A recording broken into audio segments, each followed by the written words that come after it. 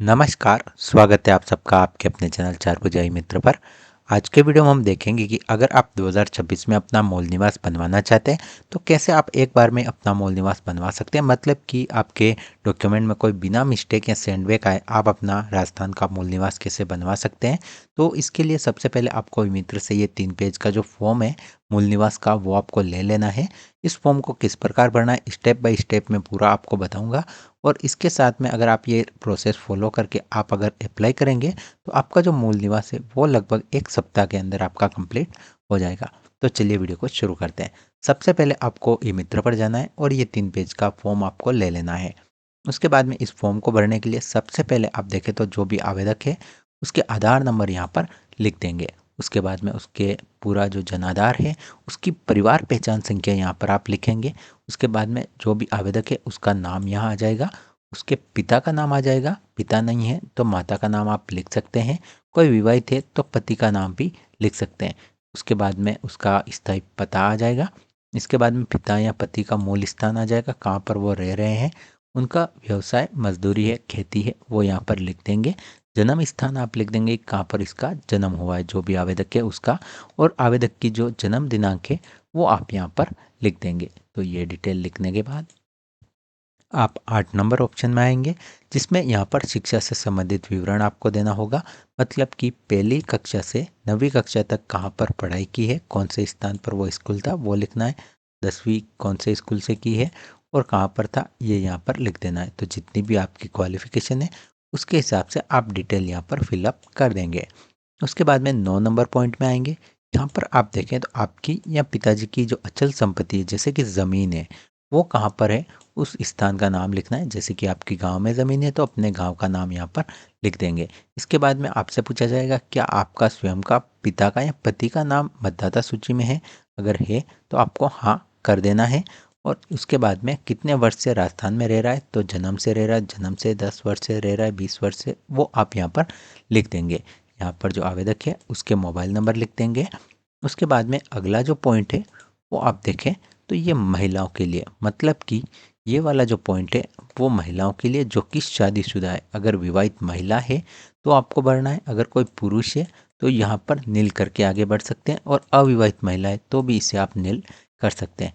अगर कोई विवाहित महिला है तो उसको यहाँ पर लिखना है कि क्या आप विवाहित हैं, तो विवाहित है तो विवाहित, तलाकशुदा या विधवा उस हिसाब से लिख लेना है। तो अगर कोई विवाहित है तो विवाहित पर राइट करेंगे। उसके बाद में यहाँ पर विवाहित लिख देंगे। उसके बाद में आपका विवाह कौन से साल में हुआ और किसके साथ में हुआ, पति का नाम यहाँ पर लिख देंगे कि आपके पति राजस्थान के मूल निवासी हैं तो हाँ कर देंगे। उसके बाद में कब से आप पति के साथ और किस स्थान पर रह रही हैं, तो अपने जो भी ससुराल का नाम है वो लिखेंगे। और 2010 2020 जब भी आपकी शादी हुई है वो आप यहाँ पर डेट लिख देंगे। उसके बाद में जो भी आवेदक है उसके यहाँ पर साइन हो जाएंगे, दिनांक लिख देंगे आवेदन की और अपने गांव का नाम यहाँ पर लिख देंगे। तो ये पहला पेज आपका कंप्लीट हो जाएगा। सेकंड पेज पर आपको कुछ नहीं करना है, 2 उत्तरदायी व्यक्ति आपको यहाँ पर साइन करवाने हैं। तो यहाँ पर आप पूरी लिस्ट देख सकते हैं, आप सरपंच या स्कूल के हेडमास्टर के साइन आप करवा सकते हैं। वो पूरा ये डिटेल यहाँ पर फिलअप कर देंगे। आधी डिटेल आप देखें तो उनकी स्वयं की आएगी और उसके बाद में वो सत्यापन करके यहाँ पर सील छाप लगा देंगे। और आगे की तरफ आपका जो फ़ोटो है उस पर भी आपको जो लेटेस्ट फ़ोटो आप लगाते हैं उस पर भी आपको किसी भी एक अधिकारी से, इन दोनों में से उसके साथ में जो सील छाप है वो आपको करवा लेनी है। उसके बाद में ये वाले ऑप्शन आप खाली रख सकते हैं, आपको कोई समस्या नहीं आएगी। उसके बाद में यहाँ पर आपको 3 ऑप्शन मिलेंगे, तो मैं थोड़ा सा इसे जूम आउट कर देता हूँ। ये आप देखें इस तरह का शपथ पत्र मिलेगा।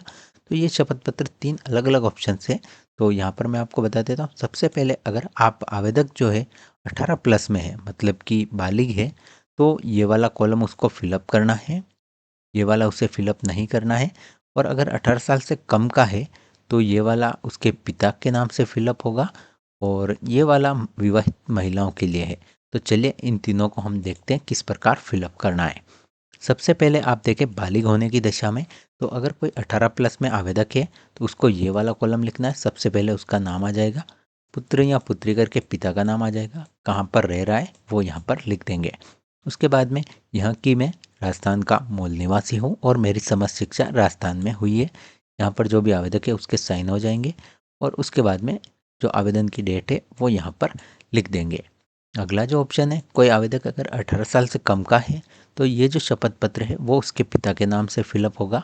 तो इसमें क्या करना है, आवेदक के पिता का नाम आ जाएगा, उनके पिताजी का नाम आ जाएगा वापस, और वापस से स्थान यहाँ पर लिख देंगे। यहाँ पर लिखेंगे कि मैं राजस्थान का मूल निवासी हूँ। उसके बाद में आवेदक का नाम यहाँ पर आ जाएगा कि ये मेरा पुत्र या पुत्री है जो कि नाबालिग है। इसकी आयु लगभग आप देखें तो 15 साल है या 18, जो भी हो रही है एज कैलकुलेट करके आप लिख देंगे। इसका जो जन्म है राजस्थान में हुआ है और अध्ययन भी राजस्थान में कर रहा है, और यहाँ पर उसके पिताजी के साइन आ जाएंगे अगर नाबालिग है तो, और डेट आ जाएगी जिस दिन आवेदन कर रहा है। एक ऑप्शन और है, वो आप देखें विवाहित महिलाओं के लिए। तो यहाँ पर मैं, जो भी विवाहित महिला है उसका नाम, पत्नी अपने पति का नाम, और यहाँ पर उसका निवासी स्थान आ जाएगी मेरे पति, यहाँ पर उनका नाम आ जाएगा, राजस्थान के मूल निवासी है। और उसके बाद में जो विवाहित महिला है वो अपने साइन कर देंगी और यहाँ पर आवेदन की डेट डाल देंगे। तो ये आपका जो फॉर्म है वो कंप्लीट हो जाएगा। अब आपको क्या करना है, कुछ एक डॉक्यूमेंट इसके साथ में लगाने। तो डॉक्यूमेंट की लिस्ट मैं आपको यहाँ पर बता देता हूँ। तो यहाँ पर आप देखें इसके साथ में जो दस्तावेज आपको संलग्न करने हैं वो है, सबसे पहला और सबसे इम्पोर्टेंट दस्तावेज आप देखें तो 10 वर्ष पुराना निवास प्रूफ, जिसमें आप वोटर आईडी यूज़ कर सकते हैं। अगर आपका स्वयं का वोटर आईडी कार्ड 10 साल पुराना है तो आप उसकी फ़ोटोकॉपी लगा सकते हैं। अगर आपका नहीं है तो आप अपने पिताजी का वोटर आईडी कार्ड या फिर माता या फिर दादा दादी का वोटर आईडी कार्ड आप इस्तेमाल कर सकते हैं।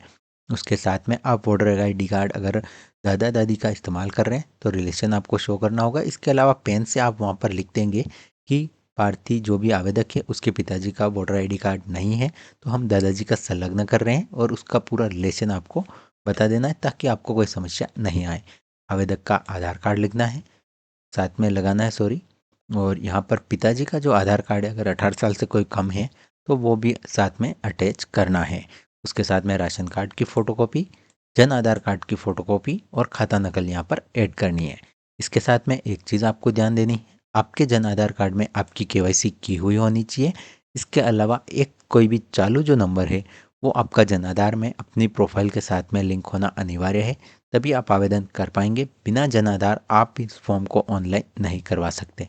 अगर आप ये पूरा जो प्रोसेस है वो फॉलो करते हैं, इन सभी की फ़ोटो को भी साथ लगाकर, तो आपका जो मूल निवास है वो एक बार में बन जाएगा और लगभग 5 से 7 दिन के अंदर आपका पूरा मूल निवास कंप्लीट हो जाएगा। तो अगर आपको भी इस डॉक्यूमेंट से रिलेटेड कोई समस्या आ रही है तो आप कमेंट करें, हम आपकी हेल्प करने की पूरी कोशिश करेंगे। अगर वीडियो पसंद आया हो तो वीडियो को लाइक करें, और चैनल पर पहली बार विजिट करें तो चैनल को सब्सक्राइब ज़रूर करें।